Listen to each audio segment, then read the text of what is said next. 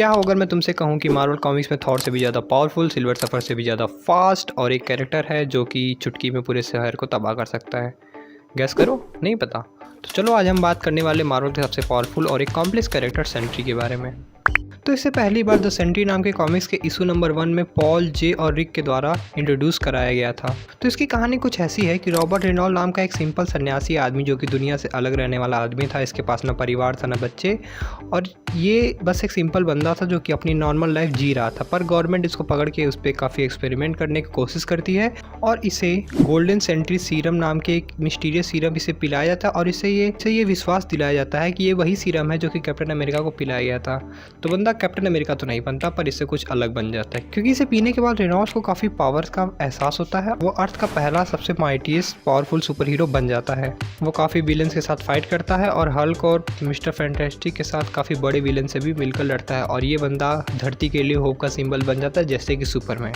पर ये होप ज़्यादा देर तक रुकती नहीं है, क्योंकि रेनॉल्ड के खुद के मेंटली अनस्टेबल हो जाने के कारण उसकी मेमोरी पूरे वर्ल्ड से गायब हो जाती है। सब लोग इसे भूल जाते हैं, इवन ये आदमी खुद को भी भूल जाता है। और यहीं पे हमारा जन्म होता है एक शैडो एंटिटी द वॉइड का, जो कि सेंट्री के ही सबकॉन्शियस से जन्मा था और ये वॉइड पूरे शहर को काला कुआं बना देता है, जिस वजह से पूरा शहर खत्म होने के कगार पर होता है। तभी इसे रोकने के लिए डॉक्टर स्ट्रेंज, प्रोफेसर एक्स और हमारे रीड रिचर्ड्स मिलकर इसकी मेमोरी इरेज कर देते हैं और सेंट्री का एग्जिस्टेंस पूरे मार्वल यूनिवर्स से ख़त्म कर देते हैं।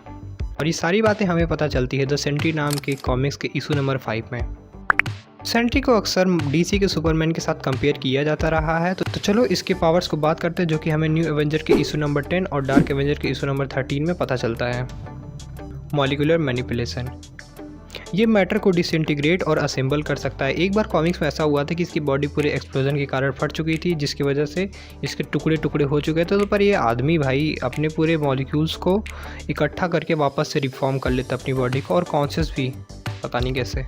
बंदे के पास सुपर स्ट्रेंथ बहुत ही ज़्यादा है, क्योंकि ऐसा कहा जाता रहा है कि इसकी स्ट्रेंथ लिमिटलेस है और ये बंदा हल्क, टेरेक्स से भी लड़ चुका है और लगभग उन्हें ख़त्म ही कर दिया था, वो दोस्ती भाईचारा अगर रास्ते में नहीं आती तो।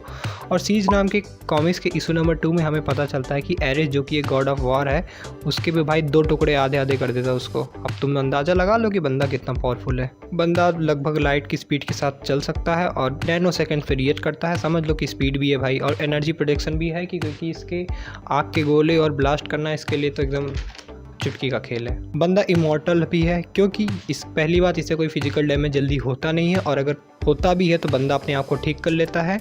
और दूसरी बात कि ये बंदा सालों साल जवान रहता है भाई, तभी तो लड़कियां मरती है भाई इस पे। और यही नहीं, इसके पास टेलीपैथी और साइकिक पावर्स भी हैं, जिसका ये मास्टर है बंदा।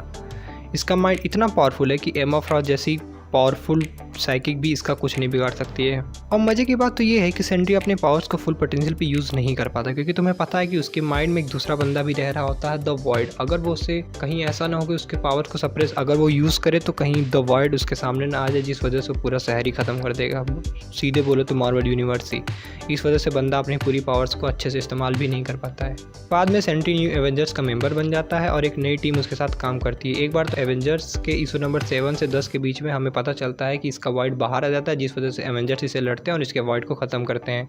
इसे नहीं, मतलब इसे बचा लेते हैं। और ये थंडरबोल्ट जो नई मूवी आई उसमें भी हमें ये इसी कॉमिक्स के अराउंड देखने को मिलता है।